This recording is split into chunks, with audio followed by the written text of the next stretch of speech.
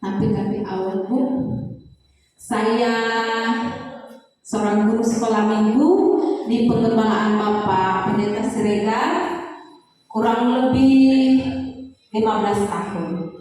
Mulai dari saya gadis, saya bernama Yeni Mariana Borsiralahi. Meskipun di sana ya ada gelar saya, bisa F5. Meskipun di sana ada gelar saya Bapak Ibu, jangan salpok dengan itu ya. Karena saya guru sekolah minggu mulai dari saya gadis. Saya gadis guru sekolah minggu belum kuliah. Saya kuliah sambil bekerja itu berjalan guru sekolah minggu kira-kira udah 1 tahun lebih. Jadi Bapak Ibu yang semalam ditanya siapa yang tamat SD, siapa yang tamat SMA atau SMP, jangan berkecil hati.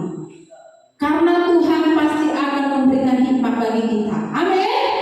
Saya dulu tidak tahu sekolah minggu, menjadi guru sekolah minggu. Tapi saya ikut saja. Saya tinggal dulu di Pastori, di rumah ibu gembala. Saya ikut dengan tante-tante yang mengajar sekolah minggu di komsel-komsel. Saya belajar dari situ. Jadi kita boleh mengajak teman-teman kita atau anak-anak muda yang mungkin belum terlihat bakatnya, kita ajak aja.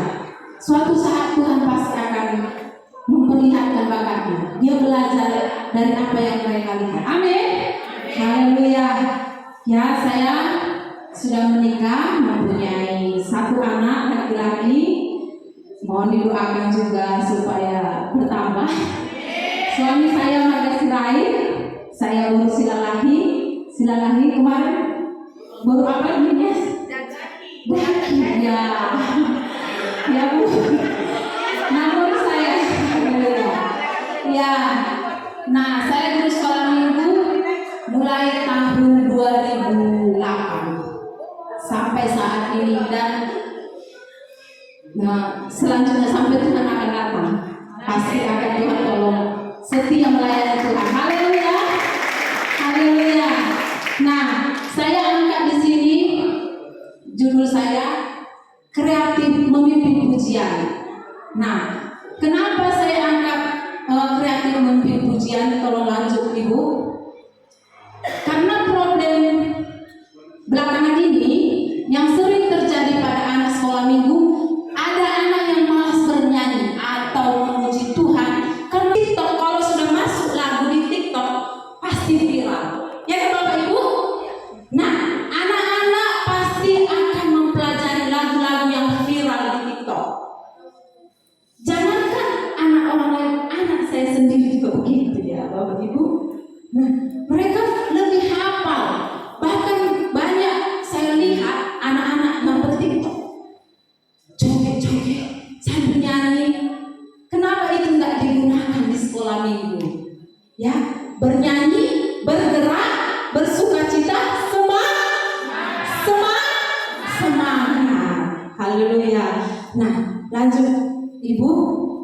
Dan unsur-unsur penting dalam ibadah yang kita tahu adalah doa, pujian, penyembahan, dan firman Tuhan. Dan pembicara sebelum-sebelumnya banyak membahas tentang firman Tuhan, menyampaikan firman Tuhan.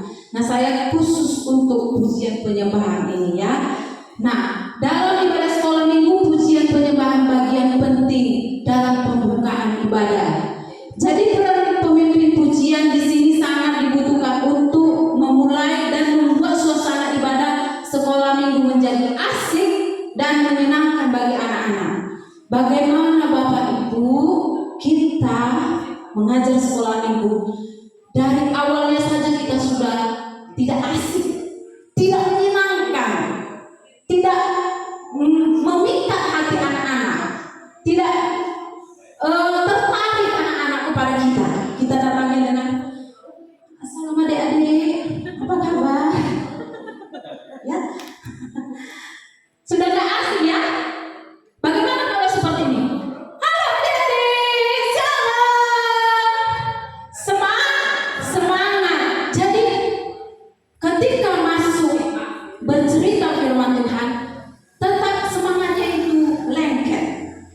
ya, berlanjut meskipun tadinya sudah capek bernyanyi, capek bergerak, tapi sedikit suasana yang di awal-awal ketika kita memimpin pujian itu pasti akan terbawa.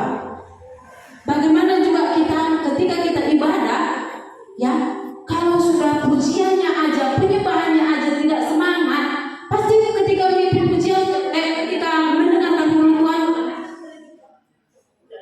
bilang apa Pak Pendeta? Ya nggak semangat lagi ya.